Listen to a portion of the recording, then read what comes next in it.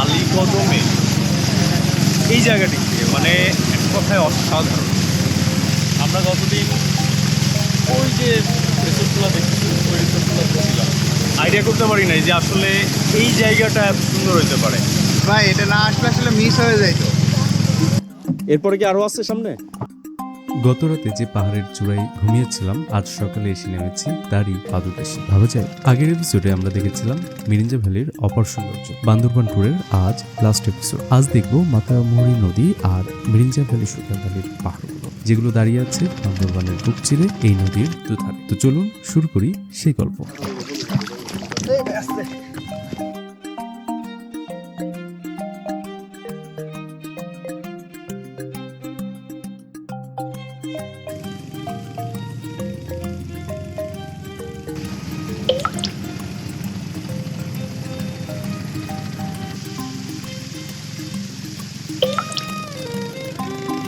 মিরিঞ্জা বাজার। গতকাল আমরা এখানে নামছিলাম, নেমে এইখান থেকে ওই যে উপরের দিকে চলে গেছি। এখন মোটামুটি এখান থেকে আমরা আবার যাব লামা থেকে মোটামুটি আমাদের যদি আমাদের ওয়েদার ভালো থাকে, আগে বলেছি, সেক্ষেত্রে আমরা মানে মাতামুহুরী যে বোট রাইড সেটা করবো। যদি এখন এখানে বাসের অপেক্ষায় আছি, বাসে যাব। এখান থেকে অবশ্যই শেয়ারেও যাওয়া যাবে, আবার চাইলে রিজার্ভ করে নেওয়া যাবে। সিএনজি, জিপ গাড়ি সবই এখানে আছে।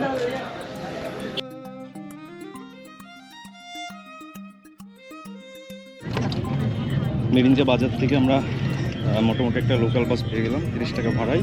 এই বাজার থেকে এখন চলে যাব একদম লামা বাজার।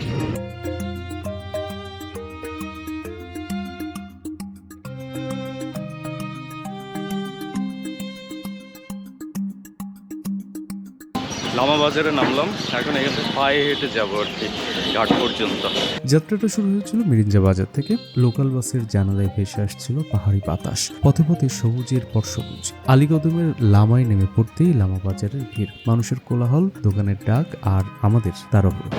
আমরা লামা বাজারে মোটামুটি একটু কেনাকাটা করলাম। এখন এইগুলা কেনার পরে আমরা এখন একটু ঘাটের দিকে যাব, ঘাটের রাস্তা খুঁজতেছি। এই হচ্ছে মোটামুটি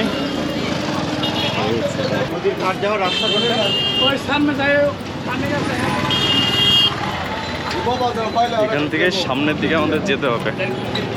সামনে যাওয়ার পরে একটা টার্নিং পাবো, ওইখান থেকে মোটামুটি দেখা যাক সামনে কি পাই।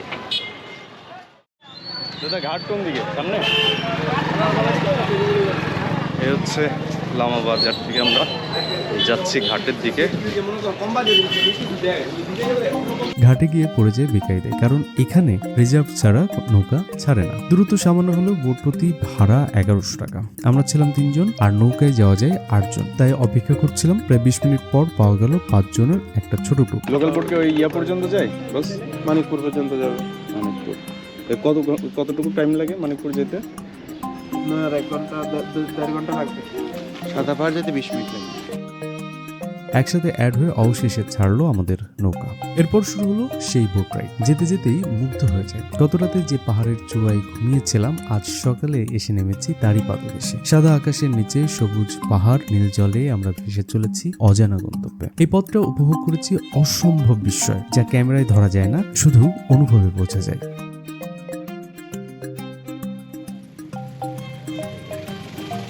লামা বাজার থেকে মাতামুহুরীর এই ঘাট থেকে আমরা একটা নৌকা নিয়ে নিলাম। নৌকা 8 জন ক্যাপাসিটি, আরেকটা টিমে 5 জন ছিল, আমরা 3 জন, মোট 8 জনে এই নৌকাটা রিজার্ভ করে নিলাম 1000 টাকায়। 2টা পয়েন্ট আমাদের ঘোরাবে পড়লো এবং আমরা চাইলে 2 ঘন্টা 3 মতো স্টে করতে পারবো, যদিও এত সময় আমাদের নাই, কারণ সেটা থেকে আমাদের বাসে উঠতে হবে।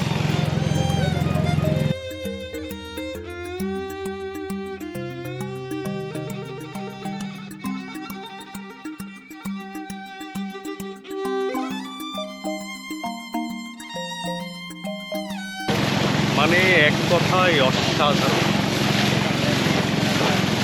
আইডিয়া করতে পারি নাই যে আসলে এই জায়গাটা এত সুন্দর হইতে পারে। মাতামুহুরী নদী বান্দরবানের আলীকদমে এই জায়গাটি মানে কথায় অসাধারণ। মানে দুই সাইডের যে ভিউ একদম। রাঙামাটিতে যাওয়া হয় নাই, আমার মনে হয় রাঙামাটিতেও হয়তো কাপ্তাই লেকে এরকমই ভিউ পাবো। ওই আক্ষেপটা অন্তত আজকে ঘুচে গেল। অসাধারণ, মানে সাইডে পাহাড় আর এই পাহাড়ের মাঝখান দিয়ে চলে গিয়েছে এই মাতামুহুরী নদী। জোস ভাই, এটা না আসলে আসলে মিস হয়ে যাইতো আসলে একদম। আসলে ভাই সকাল সকাল আসলে তো সমস্যা হইতো না, দাদা দেখতে ভাই আমরা যদি মানে আগে জানতাম তাহলে সকালে ডাইরেক্ট এখানে চলে আসতাম। আমরা তো আসলে আমরা অনেক সময় নষ্ট করছি সকালে ভাই বসে শুয়ে। ওই সময়টা যদি এখানে 2 ঘন্টা দিতাম, মানে এই জায়গা যে আসলে এত সুন্দর হইতে পারে, সশরীরে যারা না আসে, ফিজিক্যালি যারা আসে নাই, এটা আসলে সত্যি মানে চিন্তার বাইরে। আমরা গতদিন ওই যে রিসোর্টগুলো দেখছি, ওই রিসোর্টগুলোতে ছিলাম। অবশ্য আরও টপেরগুলোতে আমরা ছিলাম, কিন্তু মেরিনজার একেবারে শেষের দিকে এদিকে এসে আর কি এই রিসোর্টগুলো অসাধারণ অসাধারণ।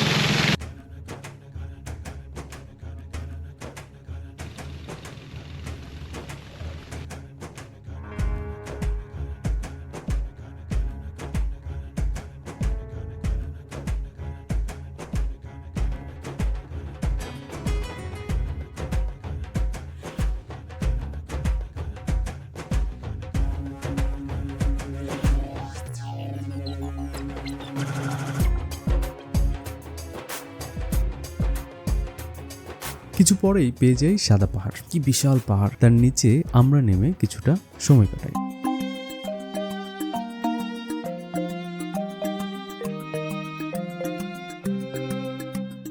পাহাড়টা দাঁড়িয়েছিল নিঃশব্দে, যেন হাজার বছরের কোনো প্রহরী। তার গায়ে লেগে থাকা সাদা রোদ্দুরে আমরা 3 জন ছিলাম কেবল ক্ষণিকের পথে। নদীর ঢেউ এসে পায়ে ছুঁয়ে বলে গেল, সবাই যাত্রী, কেউই স্থায়ী নয়। এই ক্ষণিক থামাটুকুই হয়তো জীবনের আসল থামা।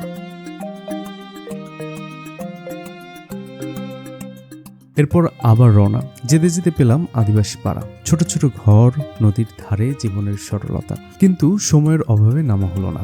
দূর থেকেই দেখে নিলাম তাদের জীবনযাপন। মনের ভেতর থেকে গেল একরাশ আফসোস।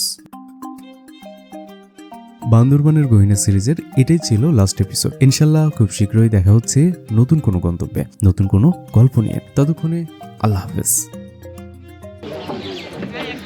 শেষ হয়ে গেল আমাদের মাতামুহুরী উপরে যে বোট রাইড, সে রাইড কেমন লাগলো? ভয়ঙ্কর সুন্দর ভাই। ভাই আমি বাইরে চলে গেছি। ভয়ঙ্কর সুন্দর। কেশব কেমন লাগছে? দারুণ লাগছে ভাই কেমন লাগলো? ভালো, অসাধারণ।